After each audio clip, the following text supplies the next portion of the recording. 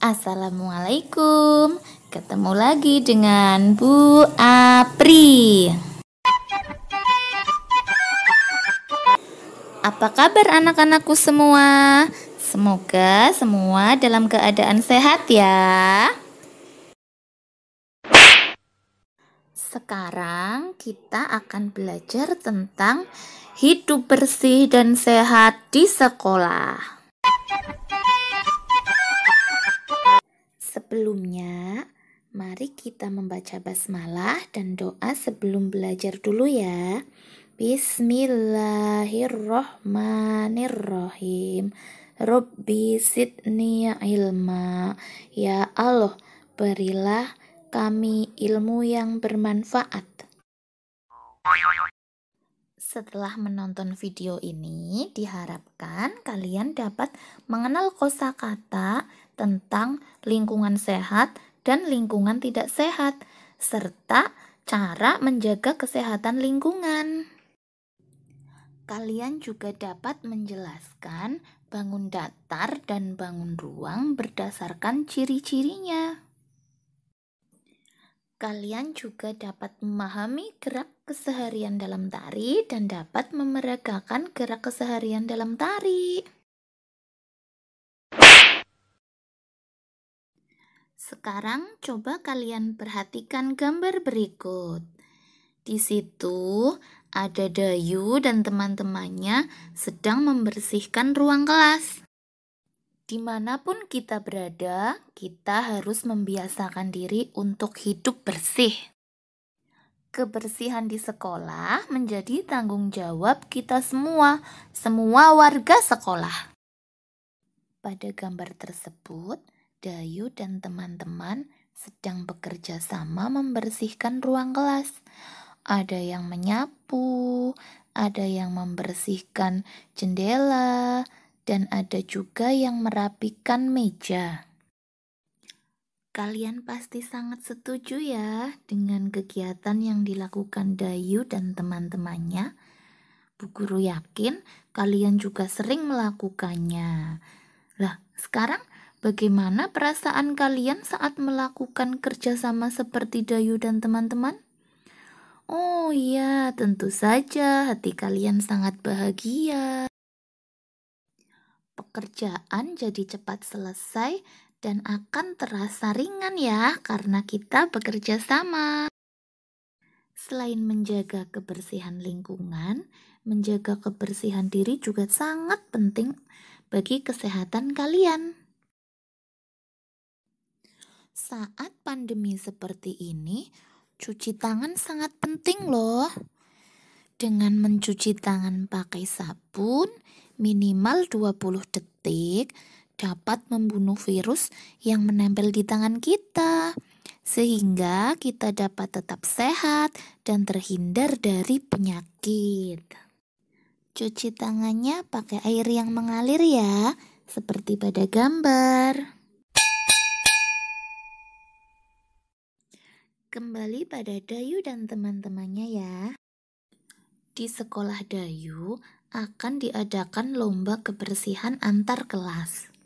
Dayu dan teman-teman sedang bermusyawarah untuk membahas persiapan lomba tersebut.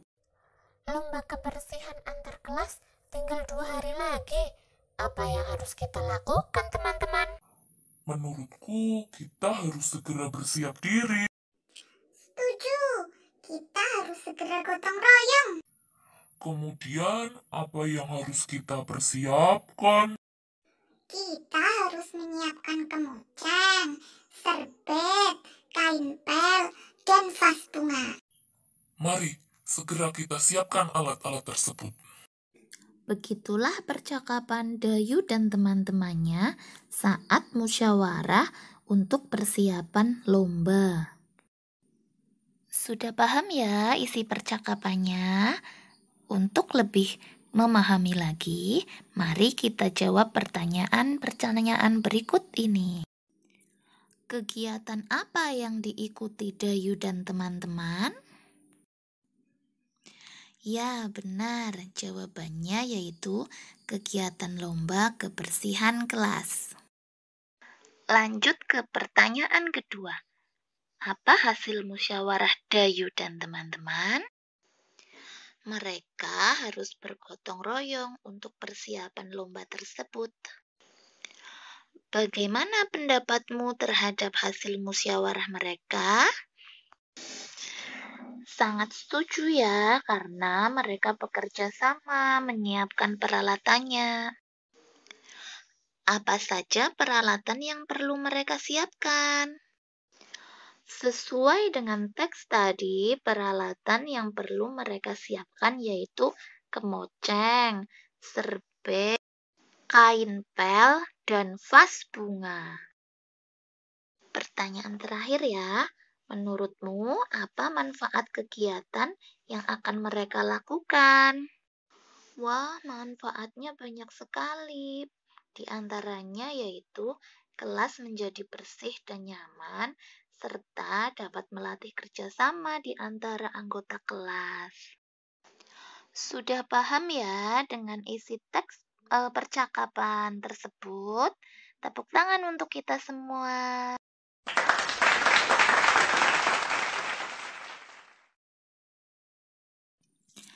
Selanjutnya, kita akan belajar kosakata yang ada dalam percakapan tersebut ya. Ada kemoceng. Kemoceng adalah alat yang digunakan untuk membersihkan debu.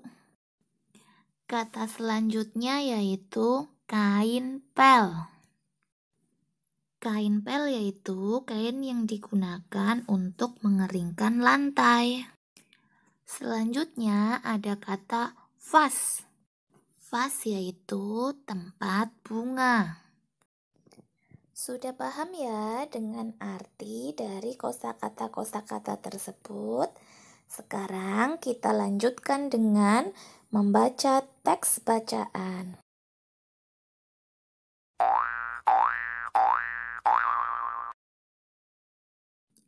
Ada beberapa hal yang harus diperhatikan saat kalian membaca ya. Perhatikan tanda baca yang ada pada teks, apakah itu titik, koma, tanda tanya, atau tanda seru. Hal ini akan mempengaruhi intonasi kalian dalam membaca. Apakah nantinya akan naik atau turun. Kemudian pengucapan kata-katanya juga harus jelas ya, atau biasa disebut dengan lafal.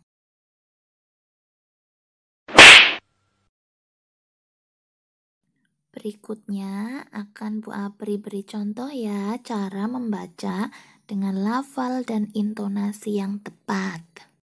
Di sini ada bacaan dengan judul Kelasku Bersih, Aku Bangga. Kalian dengar ya. Kelasku bersih, aku bangga. Sekolah Dayu akan mengadakan lomba kebersihan antar kelas. Dayu dan teman-teman bertekad untuk menang dalam lomba tersebut. Mereka mulai berbenah. Semua siswa ikut ambil bagian. Dayu dan teman-teman sepakat untuk mengadakan gotong royong. Dayu dan teman-teman mulai bergotong royong. Bagian pertama yang dibersihkan adalah ruang kelas. Semua siswa berbagi tugas. Ada yang menyapu lantai, membersihkan kaca jendela, membersihkan papan tulis, dan menata ruang kelas. Semua siswa ikhlas mengerjakan tugas masing-masing. Kelas Dayu menjadi bersih dan rapi. Lantai, jendela, dan dinding tidak ada yang berdebu. Semua perabot kelas pun tertata dengan baik. Ada juga hiasan dinding terpajang di dinding. Dayu dan teman-teman bangga punya kelas yang bersih. Kelas yang bersih membuat siswa sehat. Nah, ini merupakan contoh dari Bu Guru membaca ya. Nanti kalian membaca sendiri di rumah. Diulang-ulang terus supaya kalian lancar membacanya. Oke? Dari teks di atas, kalian tahu ya bagaimana keadaan kelas yang bersih.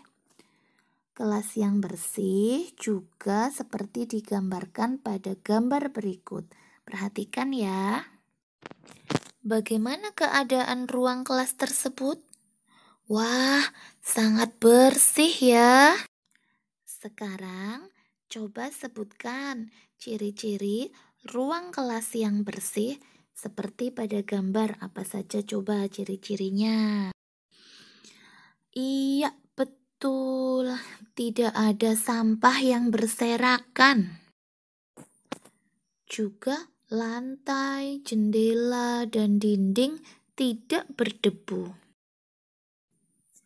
Perabotan kelas juga tertata dengan rapi. Selain itu, hiasan dinding juga dipajang di dinding dengan rapi. Seperti itulah ciri-ciri kelas yang bersih. Bagaimana dengan kelas kamu? Bersih juga kan? Apabila kelas kita bersih, saat kita belajar, kita jadi nyaman. Belajar pun jadi enak. Pelajaran jadi gampang masuk. Terus kita juga jadi sehat. Jadi jangan lupa ya, kalian setiap hari bekerja sama membersihkan kelas, oke?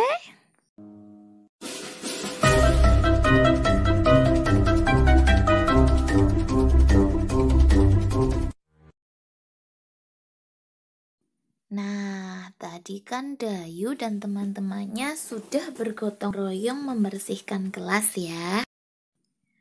Ada yang mengelap kaca, ada yang menyapu lantai, ada yang membereskan meja, kursi, ya kan? Coba sekarang kalian perhatikan deh gerakan Dayu saat menyapu lantai. Bagus ya gerakannya. Gerakan menyapu lantai dapat juga dipakai dalam gerakan tarian loh. Perhatikan gerakan berikut. Kaki kanan dan kiri disilangkan bergantian. Kemudian tangan diayunkan secara bergantian ke kanan dan ke kiri. Untuk gerakan kepala, kepala bergantian menggeleng ke kanan dan ke kiri. Nanti coba kalian praktekkan ya, seperti gerakan menyapu. Nanti dapat kalian praktekkan tanpa alat musik terlebih dahulu. Kalau sudah bisa, nanti baru dengan alat musik. Berikut adalah beberapa contoh alat musik, yaitu ada gendang, rebana, tamborin, dan tifa. Jika tidak ada alat musik seperti contoh, kalian juga dapat memanfaatkan barang bekas, seperti contohnya botol minuman bekas, dijadikan untuk alat musik. Perhatikan gambar gendang dan tifa berikut. Dinding gendang dan dinding tifa membentuk pola bangun datar. Bangun datar apakah itu? Ya, benar. Bangun datar, segi 3, dan segi 4. Kalian masih ingat tidak dengan sisi, titik sudut, dan sudut pada bangun datar? Kita akan mempelajarinya lagi ya kali ini. Perhatikan segitiga A, B, C berikut. Manakah yang disebut sisi? Ya, benar. Sisi AB, sisi BC, dan sisi CA.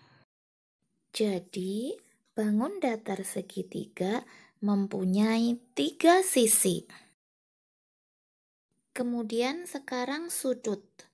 Sudut adalah daerah yang dibentuk oleh 2 garis yang bertemu. Ada sudut CAB, sudut ABC, dan sudut BCA. Jadi, bangun datar segitiga mempunyai 3 sudut. Titik sudut merupakan titik di mana sudut itu berada. Pada gambar, jadi ada titik sudut A, titik sudut B, dan titik sudut C. Jadi, pada segitiga terdapat 3 titik sudut. Nah, sekarang Bu Guru punya bangun lain. Kita namakan di sini bangun A. Sekarang kita hitung banyaknya sisi, sudut, dan titik sudut pada bangun A ya. Banyaknya sisi ada 1, 2, 3, 4. Jadi kita tulis di sini banyaknya sisi ada 4. Kemudian banyaknya sudut. Kita hitung bersama-sama ya. 1, 2, 3, 4. Jadi banyaknya sudut kita tulis 4. Sekarang kita hitung banyaknya titik sudut. Ada 1, 2, 3, 4. Jadi banyak titik sudut ada 4. Bangun selanjutnya yaitu bangun B.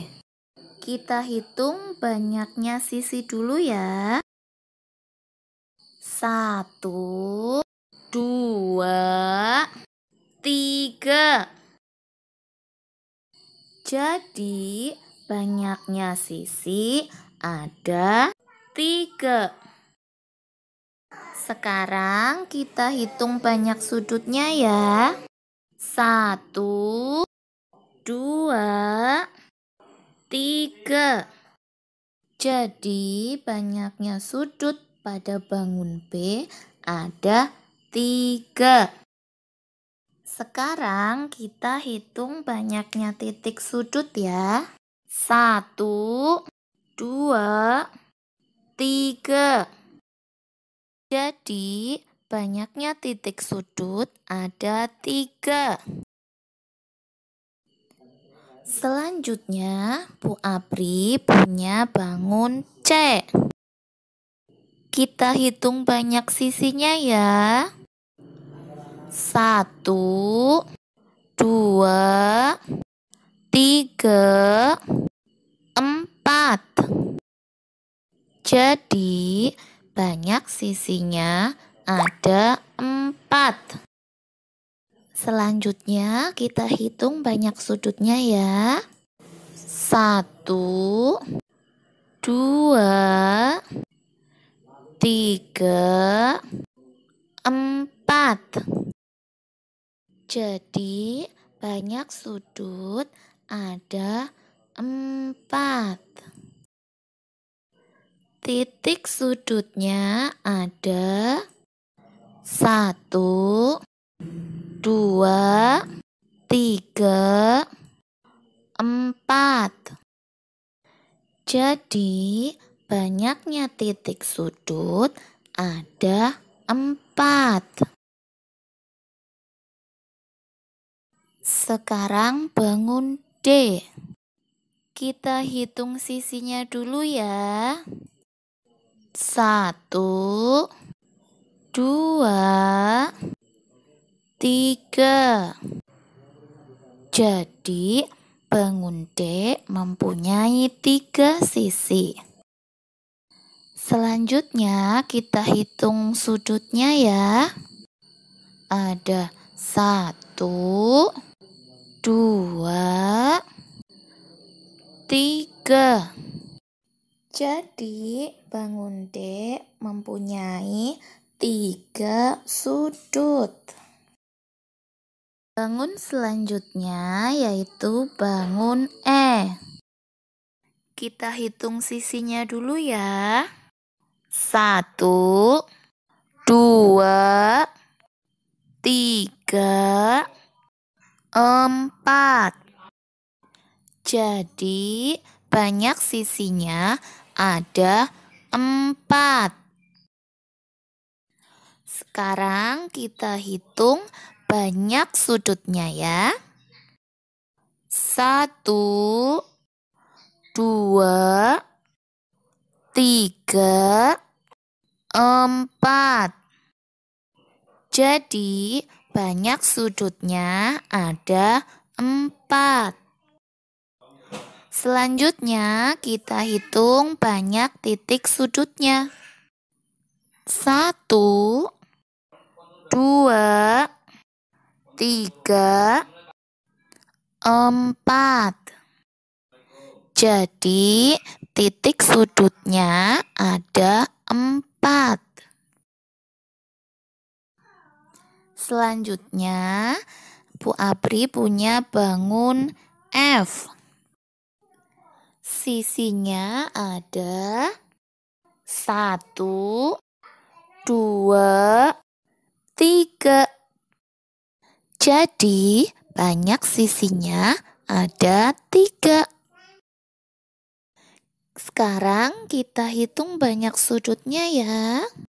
1, 2, 3. Jadi sudutnya ada 3. Setelah menghitung banyaknya sisi dan sudut, sekarang kita hitung banyaknya titik sudut. 1, 2, 3. Jadi banyaknya titik sudut ada 3. Selanjutnya kita hitung banyaknya sisi, sudut, dan titik sudut pada bangun G ya. Banyak sisi ada 1, 2, 3, 4. Jadi banyak sisi pada bangun G adalah 4. Sekarang kita hitung banyak sudutnya ya. 1, 2, 3, 4. Jadi banyak sudut pada bangun G ada 4. Sekarang kita hitung banyak titik sudutnya. 1, 2, 3, 4. Jadi banyak titik sudut pada bangun G ada 4. Dari contoh bangun-bangun tadi dapat dikelompokkan menjadi 2 bangun.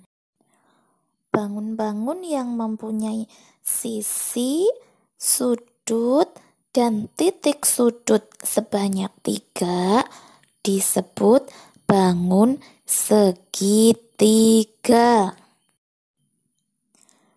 Sedangkan bangun-bangun yang mempunyai sisi, sudut, dan titik sudut sebanyak 4 disebut bangun segi 4.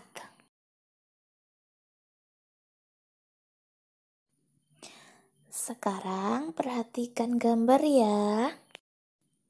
Ayo kita kelompokkan bangun datar mana yang berbentuk segi 4 dan bangun datar mana yang berbentuk segitiga berdasarkan jumlah sisi, sudut, dan titik sudutnya. Nomor 1. Kita hitung sisinya dulu ya. 1, 2, 3, 4. Mempunyai 4 sisi. Sekarang kita hitung sudutnya ya. 1, 2, 3, 4. Sekarang menghitung jumlah titik sudutnya. 1, 2, 3, 4. Jadi, bangun nomor 1 mempunyai 4 sisi, 4 sudut, dan 4 titik sudut. Sehingga bangun datar nomor 1 berbentuk segi 4. Sekarang kita hitung yang nomor 2 ya. Sisinya ada 1, 2, 3. Jadi, bangun datar nomor 2 berbentuk segitiga. Sekarang kita hitung sisi bangun datar nomor 3 ya. 1, 2, 3, 4.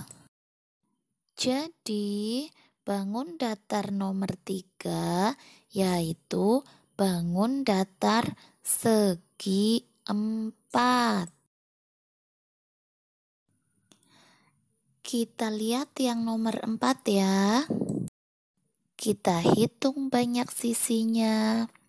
1, 2, 3. Bangun datar 4 mempunyai 3 sisi, sehingga termasuk dalam bangun datar yang berbentuk segitiga. Sekarang kita hitung banyak sisi yang ada pada bangun datar nomor 5. 1, 2, 3, 4. Jadi, bangun datar nomor 5 termasuk dalam bangun datar segi 4. Kita lanjut ke bangun datar yang nomor 6. Mari kita hitung banyaknya sisi pada bangun datar nomor 6. 1, 2, 3. Ada 3 sisi, sehingga bangun datar nomor 6 termasuk berbentuk segitiga. Sekarang bangun datar yang terakhir yaitu nomor 7 ya. Kita hitung banyak sisinya ya. 1, 2, 3, 4. Jadi nomor 7 termasuk dalam bangun datar berbentuk segi 4. Sudah paham ya dengan pembelajaran kita hari ini? Untuk lebih memahami lagi bentuk-bentuk bangun datar, kalian dapat mengelompokkan benda-benda yang ada di sekitar kalian berdasarkan bentuk bangun datarnya. Kalian bisa meminta bimbingan kepada orang tua. Sampai di sini dulu ya video kali ini. Kita ketemu di video selanjutnya. Terima kasih. Wassalamualaikum warahmatullahi wabarakatuh.